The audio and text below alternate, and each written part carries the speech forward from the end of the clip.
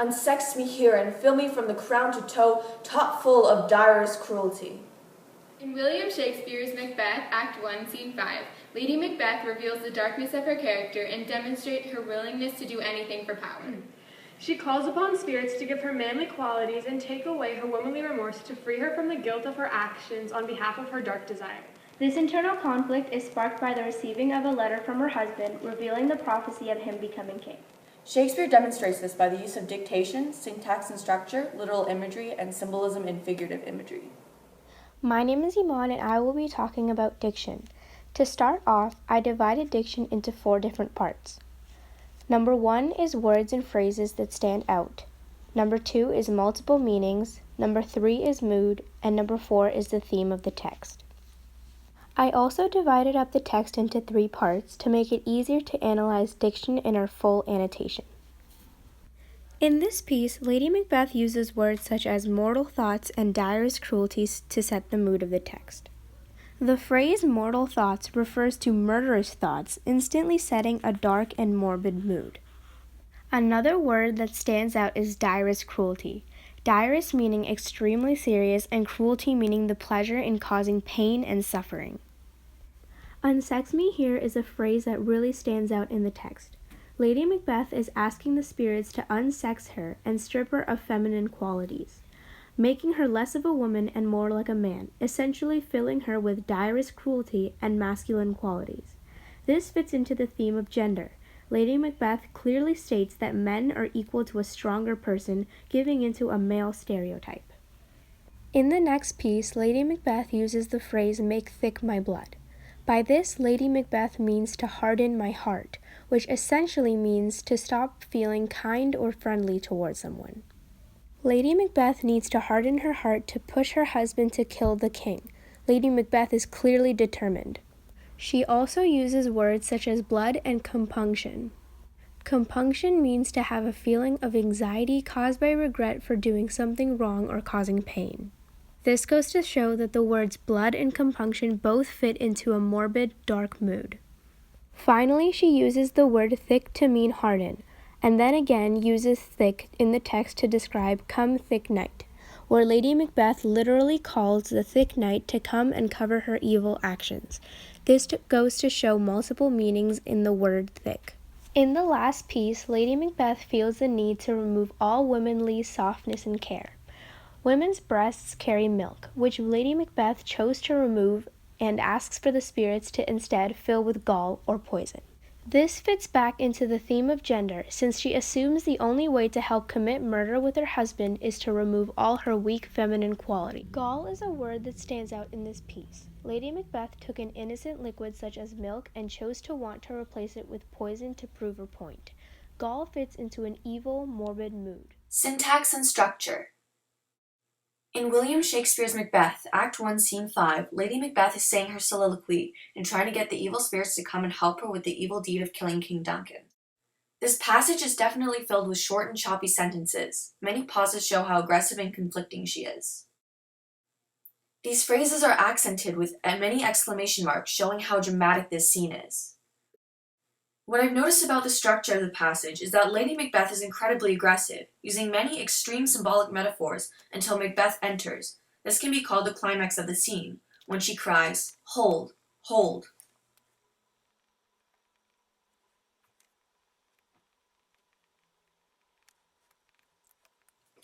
She changes from short, choppy sentences to long, flowing ones, almost as if she's trying to seduce Macbeth. I believe this passage is written in prose pentameter. This means that unlike iambic, there are no rhyme or metric schemes. She's basically speaking in ordinary language. There are also no rhythmic patterns. This shows Lady Macbeth's conflicting and contrasting sides. When she is saying her soliloquy, she is intense and dramatizes most of what she is saying. As soon as Macbeth enters, she completely changes her tone. This helps build a theme because it develops the idea of Lady Macbeth and her split between her feminine and masculine sides. She is desperate for manly qualities and goes back and forth between the gender stereotypes. This also shows her manipulative ways with the structuring of the passage. She is intense and steady and sure of her decisions.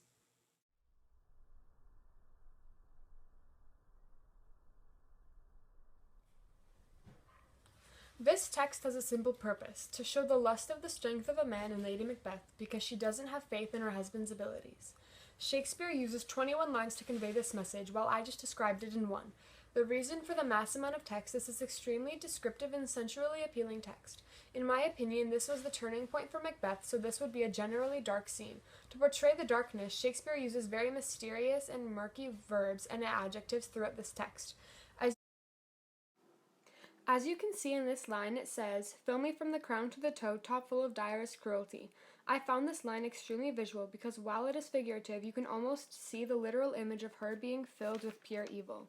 This relates back to my theme because it is saying for her to be given manly traits, she must be filled with cruelty, therefore saying men are harsh and remorseless, which she literally says in the next line, saying, "Stop up the access and passage to remorse." This obviously demonstrates the gender roles for that time as women being weak and men being stronger-willed. This quote says, "Come thick night and pall thee in the dunnest smoke of hell, that my keen knife see not the wound it makes, nor heaven peep through the blanket of the dark to cry, ho." Another example is in this excerpt from our soliloquy.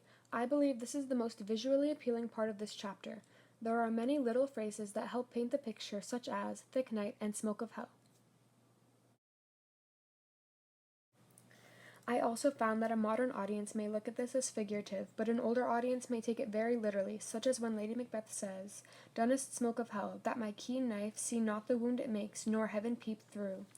They may actually believe that spirits assisted her in the deed she is going to tell her husband to do. This relates back to their belief in witches and everything else.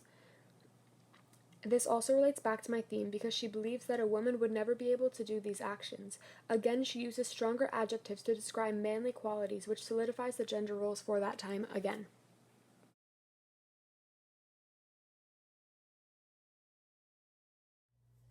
In conclusion, literal imagery is used in the soliloquy to help enforce the gender roles for that time period.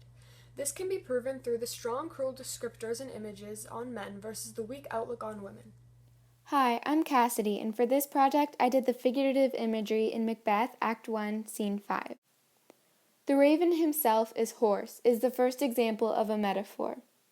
Lady Macbeth is saying that the messenger is short of breath, just like a hoarse raven.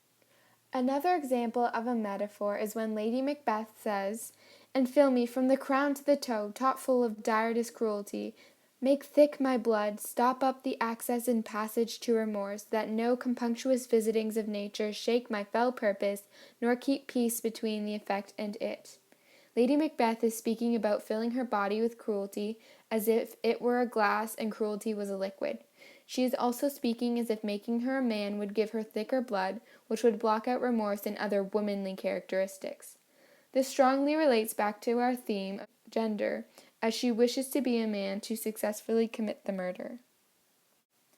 A couple of examples where personification is used is when Lady Macbeth says, "Come, you spirits, and you murdering ministers." Lady Macbeth is giving her hopes/evil thoughts personalities by calling them spirits and murdering ministers. "Come to my woman's breasts and take my milk for gall" is another metaphor from this close reading. She is talking as if the milk in her breasts is what makes her a woman, and therefore if it were removed/replaced, she would no longer be a woman and think/feel womanly things. This metaphor also relates to the theme of gender because Lady Macbeth wants to remove all her womanly qualities. Another example of personification is the quote, "Wherever in your sightless substances you wait on nature's mischief." This means wherever you hide, invisible and waiting to do evil. Once again, Lady Macbeth is giving these thoughts their own personalities and talking about them as if they were their own beings by claiming that they are hiding. One hyperbole in this close reading is, "Come thick night, and pall thee in the dunnest smoke of hell." This quote is far-fetched, her asking for the darkest smoke of hell, for obvious reasons, though she does want her actions to be concealed, so this is seen as an exaggeration or a hyperbole. An example of personification is when Lady Macbeth says, "My keen knife see not the wound it makes." Lady Macbeth says this as if the knife itself would see the wound it creates as the wound is being made. And last but not least, one more example of personification is when Lady Macbeth says, "Nor heaven peeped through the blanket of dark to cry, hold, hold." Lady Macbeth says this as if heaven itself could see things and talk like a person. Consequently, Shakespeare demonstrates the use of diction, syntax and structure, literal imagery and symbolism, and figurative imagery. This assisted us in really digging deep into the text throughout the book as well as in our soliloquy. As far as our theme goes, the soliloquy helps solidify the gender stereotypes at that time by showing men as strong and merciless and women as weak and gentle. This dark, almost mysterious text presented to us is an expression of Lady Macbeth's desires and thoughts, as well as it sets a good atmosphere for the murkiness for the book. This being the first scene in the play with Lady Macbeth, it really sets the morale of her character. From here, you are only reassured that your first impressions are correct. This ignorant present, and I feel now the future in the instant.